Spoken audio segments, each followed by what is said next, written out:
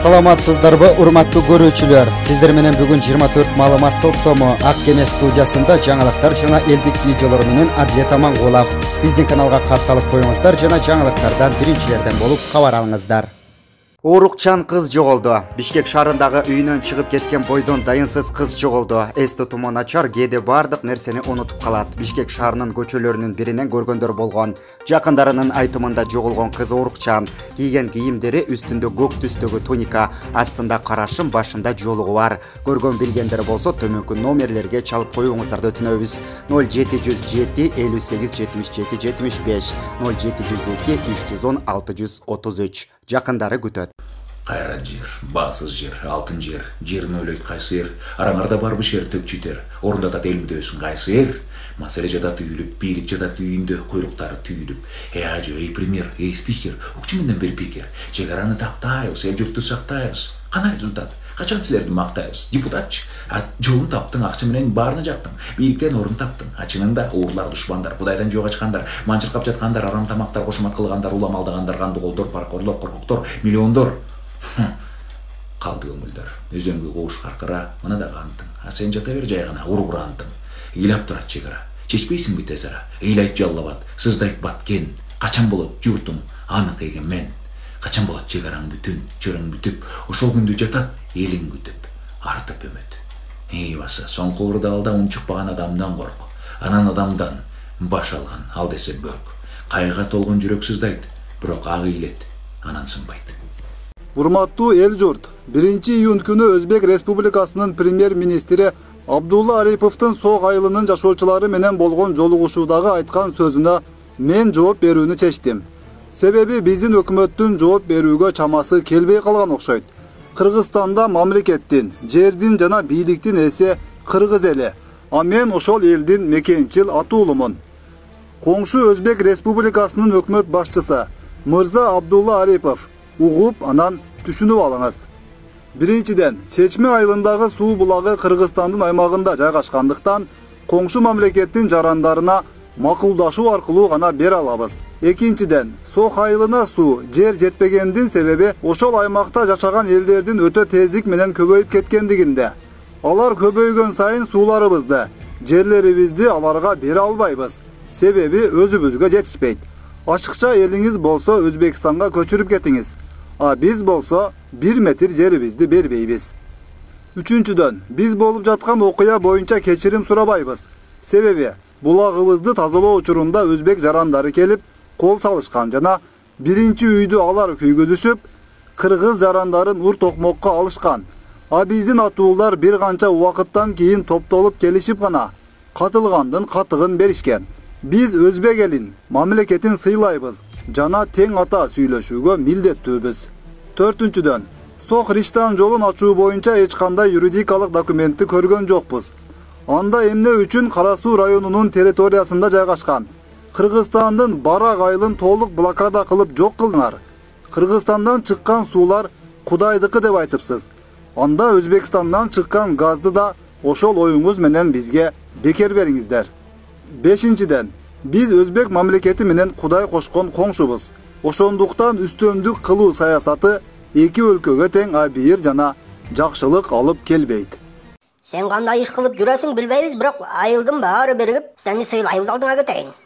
Биздин айылдан сендей жигиттер чыкканына биз абдан сыймыктанабыз. Биздин колдообуз керек болсо, баарыбыз биригип, сен үчүн рахмат.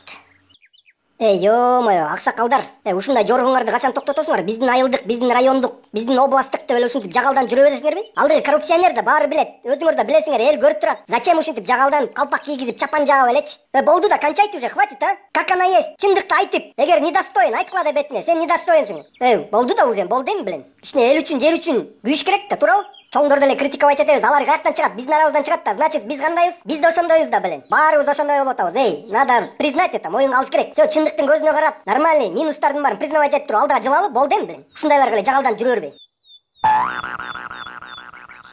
Сен алдыгы калпакка недостоинсың, вообще чечче энең. 2 саат болду. Инстаграмга жүктөгөнүбүзгө 2 саат болду. 2 саатта уже результат бар да, жардам берем дегендер чыга баштады. Азыр эми самый главный булар төшөктө жаткан балдар уже коляскага отурушту. Кудай буйрса булар басабыз деген цел менен өтті әрекетте де. Бұларға азыр қаражат керек, питание керек. Ошон үчүн эжелерибиз баягы аттарын айтасы келген жок. Эжебиз айтып атканы 10 килограмм эт силерге питанияңарга. Анан ар бириңерге 2000 сомдон акчалай. Biraz da azırak bolsa dagы, акырындан поддержка келе берсе, Кудай буйрса, силердин туруп басып кеткениңер бизге өтө чоң кубаныч, сүйүнүч болот. Анан Оштон да бир кыздар, мен Фаберлик деген фирма бар го, баягы интернеттерден көрүп жүрсөңөр керек, ошолор Оштон бир кыздар дагы бул жерде жууна турган шампунь, самун, жанагындай эмелер, тиш жугучтар кыскасы. Силерге Оштон салып берген аманат бар эле, кабыл алып коесуңар. Белгиле.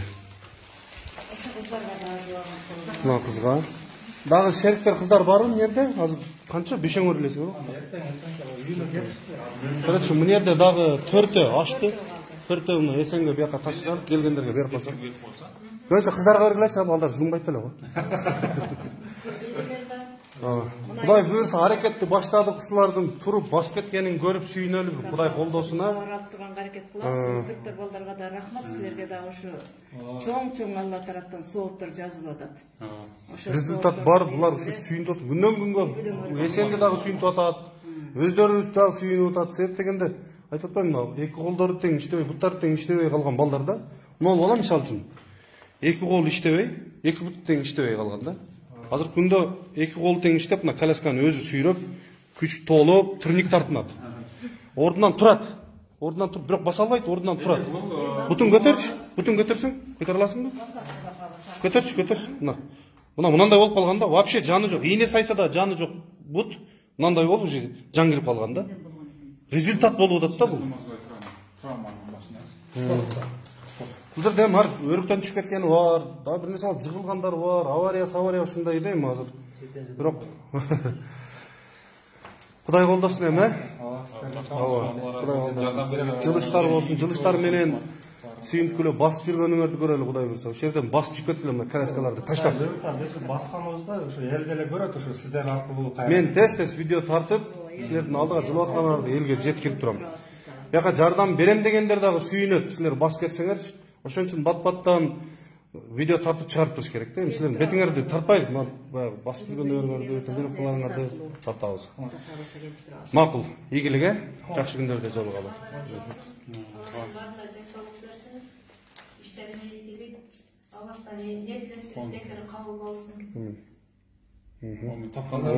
Жардам бергендерге рахмат. Алла разы болсун. Рахмат.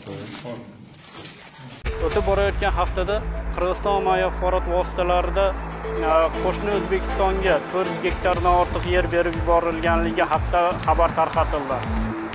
Bu xabar ortidan Qirg'iziston rasmiylari haqiqatan ham O'zbekistonga o'zaro davlatlararo kelishuv asosida yer berilganligini ma'lum qildi. O'zbekistonga berilgan yer O'sh viloyatining Arvon tumaniga qarashli Tuyamo'yin qishlog'ida joylashgan Karkidon suv omborining atrofi ekanligi aytilmoqda.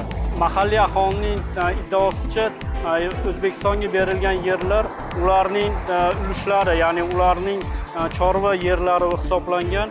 Qirg'iz hukumatı mahalliy aholini bu haqda ogohlantirmagan, ya'ni O'zbekistonga ularning yerlari berib yuborilayotganligi.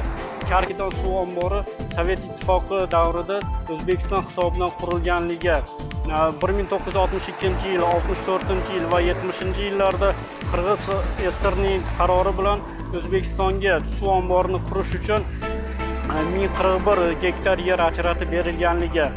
Buning o'rniga O'zbekiston Farg'ona viloyatiga qarashli Quvasoy tumanidan o'sha paytda 600 gektardan ortiq yer ajratgani va ishlar o'sha bo'yicha to'xtab qolganligini Qirg'iz rasmiylari ma'lum qildi. Qirg'iz rasmiylarining so'zlariga ko'ra 2017-yilda O'zbekiston bilan olib borilgan so'zlashuvlar natijasida O'zbekiston qolgan 400 dan ortiq gektar yerni Qirg'izistonga bergan.